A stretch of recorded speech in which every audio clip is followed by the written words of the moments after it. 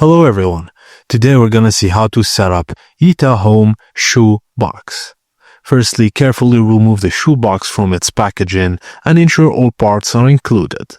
Plug the power adapter into the shoe box and connect it to an electrical outlet. If the shoe has a built LED light, it should automatically turn on. Now, if your Yitahome shoe box has app connectivity, you will find to download the corresponding app.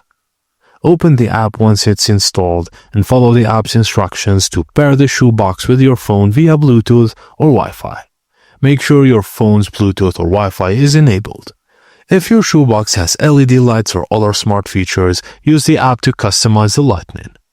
For boxes with additional features like temperature control or humidity control, adjust the settings in the app accordingly. Once the setup is complete, you can start storing your shoes in the box. Some models may allow you to scan shoe sizes or keep track of your shoe inventory within the app. Also, you can use a remote control if it's included and enjoy your organized shoe box. And that's it, guys. Thank you for watching, and please don't forget to like and subscribe for more.